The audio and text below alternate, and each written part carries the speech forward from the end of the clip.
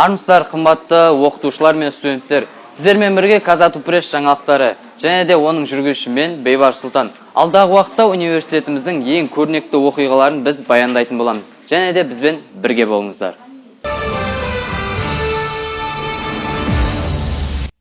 Сәкен Сейфуллин атындағы Қазақ агротехникалық университетінде жастар іші жөнінде комитеті басқармасы мен өнер және шығармашылық факультетінің ұйытқы болуымен жаңа толқын 2019 шығармашылық фестиваль өтті. Білім ордамыздың барлық факультеттерінің бірінші курс студенттері 7 номинация бойынша өз өнерлерін ортаға салды. Шара 3 күнге жалғасты. Өте ауқымды деңгейде өткен оқиғаның мән жайын тілшіміз тарқатсын. Факультет аралық жастар шығармашылық фестивалі 7-9 қазан күндері өтті. Бұған дейін студенттік күз деп аталып келген байқау жастар жылына сәйкес биылдан бастап жаңа толқын деген атпен көрермен назарына ұсынылды. Мақсаты ең алдымен бірінші курс студенттерін өнер және шығармашылық факультетіне тарту. Одан соң болашақта университеттің мақтанышына айналатын өнерлі жастарды анықтап, қабілеттерін әрі қарай жетілдіру жолында оларға қолдау көрсету, дейді жастар ісі жөніндегі комитеттің төрағасы Ақылбек Данабекұлы. Биылғы біздің бірінші курстарымыздың өнерлі жастар өте көп. Бұл әрине біздің университетімізге алдағы уақытта үлкен септігін және университетіміздің намысы үшін ол студенттер алдағы уақытта жұмыс істейтініне мен сенімдімін. Жаңа толқын жастар фестивалінде атсалысқан барша әр факультеттің жастар іші жөнінде комитет төрағалары мен төрайымдарына алғысымды білдіргім келеді. 500-ден аса студент мерекенің сәнін келтіруде атсалысты. Ұйымдастырушылардың ортақ шешімімен жастар фестивалінің ережесі құрастырылған. Сәйкесінше, алғашқы күні ұлттық аспаптар, поэзия, вокал номинациялары бойынша өнер көрсетілді. Топырақтану және агрохимия мамандығының бірінші курс студенті Азат Мұхамейұлы Қазату мақтанышым атты арнауын орындап, агрономия факультетінің намысын қорғап шықты. Поэзия номинациясы бойынша өнер көрсеттім, жүлделі орыннан көрінем деген үмітім бар. Осы поэзияға келуіме ең алғашқы рет анамның арқасы, және де ол қаннан берілген болу керек. Әкемде ақын болған, атақ-даңқын күннен күнге арытқан, алғы салған, алыс жақын қалықтам. Казатуым мақтанышым сен менің, болашаққа білім нәрін тартқан деп.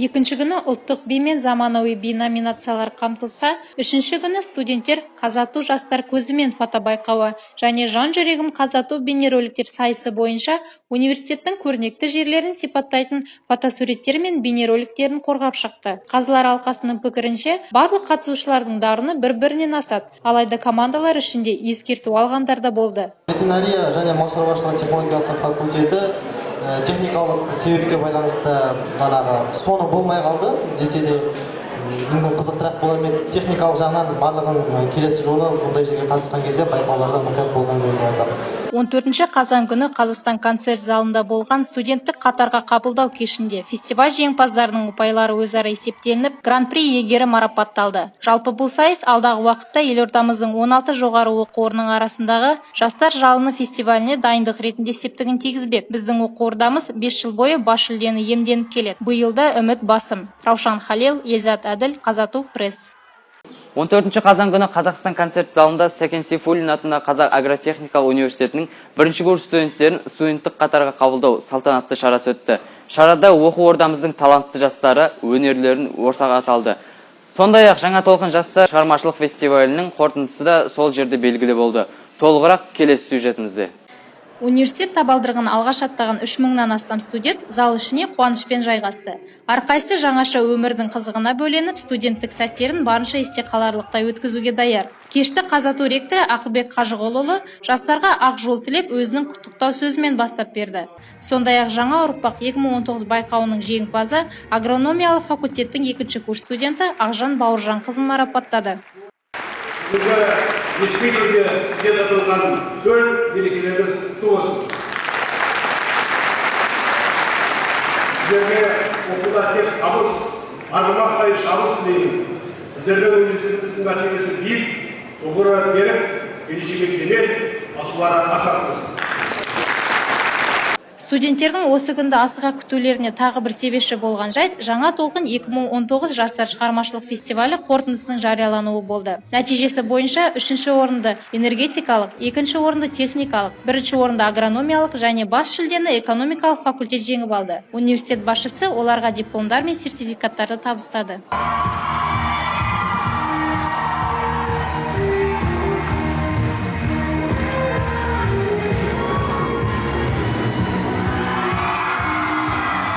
Фестиваль жеңімпаздары өз қуаныштарын жасыра алмады. Экономикалық факультетте жалпы жастар үшінде комитеттің мүшелігінде 90 адам бар. Сол 90 адам барлығы осы бас жүлдеге иелену үшін өздерінің барлық күштерін салды. Біздің өзіміздің ұранымыз бар.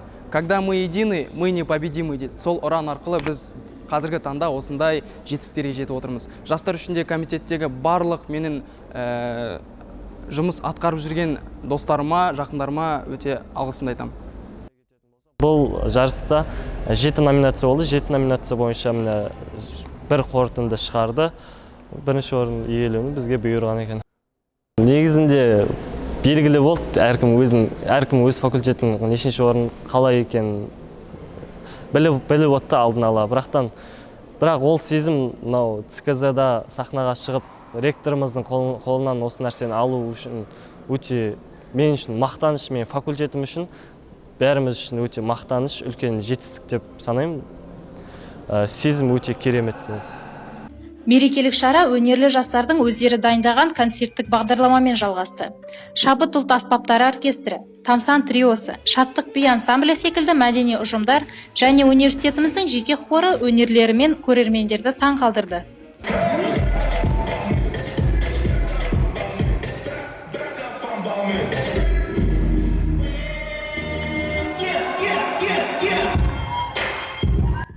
Сондай-ақ танымал әнші Айқын Төлепберген Қазатудың 1-ші курс студенттерін айтулы күнмен құттықтап, ән шашуын арнады. Әдеттен тыс қалмай кеш осы жылы да ерекше әсерлі өтті. Жастардың рухын асқақтатып, болашаққа деген сенімдерін арттыра түсті. Раушан Халил, Қазату пресс. Шабыт оркестрі Сәкен Сейфуллин атындағы Қазақ агротехникалық университетінің алғашқы мәдени ұясы. Бұл жерде шығармашылық студенттер өнер шыңдалып, жеке дарыны қалыптасты. Тарихы тереңде жатқан Шабыт оркестрі жайлы тілшіміз Дариға Ақынбай баяндап берсін. Университет қабырғасында осыдан 60 жыл бұрын құрылған Шабыт ансамблі әлі де дарынды жастарды даярлап келеді. Аталмыш ансамбль тың өлкелерінің ішінде алғашқы мәдени ошақтардың бірі. Сондықтан оның университет тарихында алатын орны ерекше. Қазіргі таңда ансамбльдің өрісі кеңейіп, оркестр ретінде өнер көрсетуде. Сайлау Боранбаев, Жұмағали Қыздарбеков сынды композиторлардың бастауымен 1959 жылы жаңа білім ордасы Целиноград ауыл шаруашылығы институтында Шабыт ансамблі құрылған еді. Аталған композиторлар дарынды жастарды жұмылдырып, Ақмола тарихындағы алғашқы ансамбльдің негізін қалаған болатын. Оның құрылуына Қазақ КСР-ның 40 жылдық мерекесіне орай Алматы облысында өткізілген фестиваль бастау болған. Онда жас артистер өз өнерлерін алғаш рет үлкен сахнада көрсеткен болатын. Мұндай тарихи сәттерді ансамбльдің алғашқы құрамының мүшесі университетіміздің ардагер ұстазы Серік Абыраев ерекше тебіреніспен есіне алады. Біз 50-ші жылы Қазақстанның 40 жылдығына қатысқан фестивальда болып, өнер көрсетіп, Алматы облысындағы Луч Востока деген мәдениет үйінде сонда белгілі оркестрлер Құрманғазы атындағы, сосын Дина Нұр Бейісов атындағы оркестр, солармен бірге номинация бойынша өнер көрсеттік.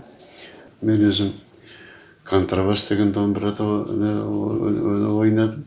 Біз кеткеннен кейін көбі бітіріп кеткесін онша қалыптаса қойған жоқ. Кейіннен сол 78 жылдан бастап оркестр ұйымдасқан екен. Қазір мінекей үлкен, көпке танымал Шабыт ансамблі осылай қалыптасып, жақсы деңгейде өнер көрсетіп жатыр. Бүгінгі таңда Шабыт оркестрі университет өміріне белсене атсалысып қана қоймай, түрлі қалааралық байқауларда Қазақ агротехникалық университетін елге танытып келеді. Жыл сайын талантты студенттермен толығып отыратын оркестрге домбыра құлағында ойнамаса да Талабатауда жастарымызда қызығушылық танытып жатады. Ондайда баланың бетінен қақпай бар білетінімізді үйретеміз дейді оркестр жетекшісі Гаухар Сармантаева. Осы Шабыт ансамблімен мен 2007 жылдан бастап жұмыс істеп келе жатырмын. Ансамбль осы өзіміздің Ұлттық аспаптардан әрине біріншіден өзіміздің қасиетті қара домбырадан бастап ішінде шертер, дабыл, дауылпаз, баян, сондай аспаптардан құрылған. Бұл аспаптарда әрине өзіміздің студенттер әсіресе домбыраға көп көңіл бөліп келеді, домбыра үйренгілері келеді. Жаңа домбырашы студенттеріміз көп. Жылда балалар қабылдаймыз. Сол кезде талантты балалар көп, негізінде ауылдан шыққан талантты балалар. Домбыраны жақсы ойнағысы келетін, домбыраны білетін балаларды, оларды біз ары қарай дамытамыз. Білмейтін балаларды, оларды үйретуге тырысамыз. Агрономия факультетінің 3-ші курс студенті Назира Дәулет мамандығымен қоса музыкалық білімін де осы шабыт оркестрінде дамытып келеді. Домбыраның қыр-сырын түсініп қана қоймай, ерекше тәжірибе жинағанын жеткізеді. Ансамбль құрамында мен осы жыл мен 3-ші жыл ансамбль құрамында ойнап келе жатырмын. Ең бірінші жылы келген кезде мен ешқандай күйді де, әнді де, мүлдем домбыраны ұстауды да білген жоқпын. Гаухар апайымыздың арқасында осы күйді, бірнеше күйді үйрендік, әнді де үйрендік. Қазіргі таңда заманауи әндерді де үйреніп жатырмыз. Биылғы оқу жылында құрамына 30-дан астам студент жазылып, жалпы саны 40-қа жеткен шабыт оркестрі қызу дайындыққа кірісіп кетті. Оркестр алдағы уақытта жас өнерпаздардың таланттарын ашып, әрі қарай дамытуды, университетіміздің білімділігімен қатар өнер жағынан да жоғары екенін көрсетуді мақсат тұтады. Дариға Ақынбай, Елзат Әділ, Нұрсұлтан Ботпаев, Қазату пресс. Бүгінге айтарымыз осы, келесі кездескенше аман сау болыңыздар.